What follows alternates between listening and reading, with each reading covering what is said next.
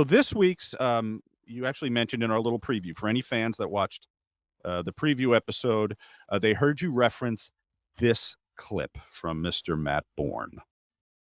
Today, I don't know what you're talking about. Have Sean show you the clip from our show. Here's our show. This is when I should have never been broken in. This is the one. I heard a guy that's really a name, become a name in the wrestling business in the last 15, 20 years. Obviously guy. Not your dentist. He used that F word in an interview that I saw him do in reaction to a Flair thing. And he used that word. And I was watching him. I watched this. I'm thinking, I said, fuck? You know, should have. I said, fake. The wrestling business. Motherfucker. Because if you would have, and it would have been done right, that word would have never came out of your mouth in that context. So Kevin Nash, you don't belong in the wrestling business. Should have never been broke in. You're a big man. You think you're freaking all that, but you ain't. And you should have, bottom line, you should have never been allowed to break into the wrestling business just because of that one thing. You use that word. Fake? And because I'm not fake. I'm not fake. My father wasn't fake.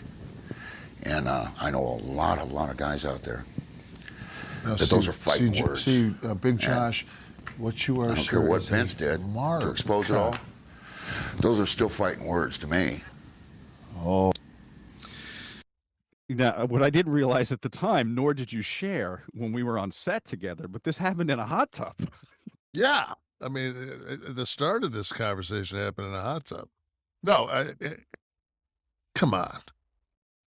You know, it's like a guy's act. It actually is so well dated, you know, because it just kind of fits right in with the narrative of today. Guess what, man? Copperfield doesn't make the Statue of Liberty fucking disappear. It is what it is. Now, do I wake up every morning? I mean, I went to an acupuncturist today, and she actually bloodlet me. She fucking took blood out of my ear. She took blood out of like different areas of my body because like my chakras are, you know. I mean, so I'm doing everything and anything. I'm in so much pain, and you know. But as I said, my career early and often, the only things that are real in this business are the money and the miles, and that's it. Was that a Lou Albano quote? Someone Yes. asked me that on a show recently, and I thought it was an Albano quote. All right. He was also very good at, you always say, back in the day, you say how long was it to Poughkeepsie?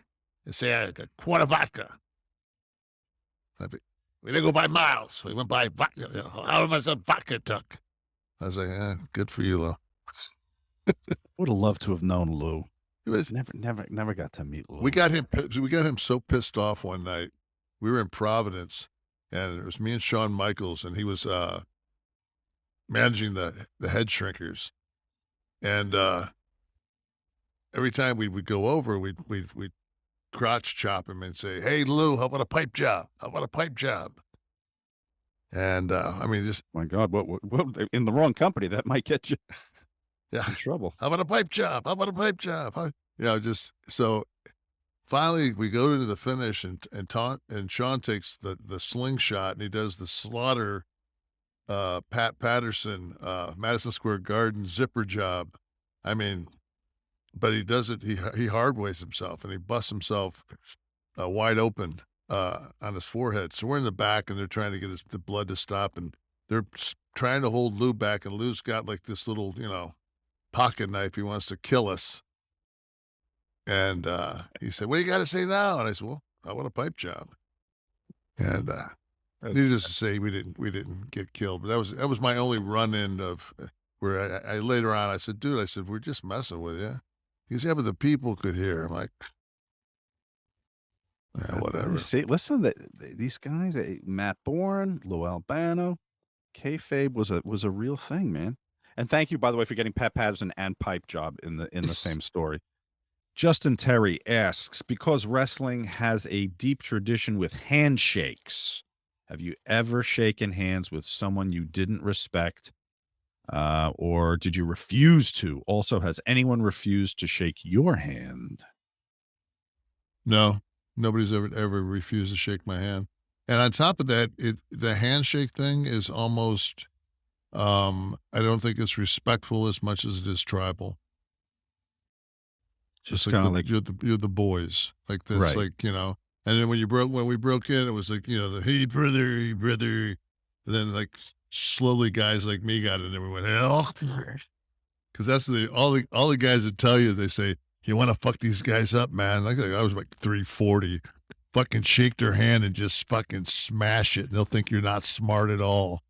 I'm working with you tonight. They'd be like, oh, fuck. Got a giant cement mixer here. Yeah. See, I'm siding with Matt Bourne with a lot of you guys really did smash tradition. We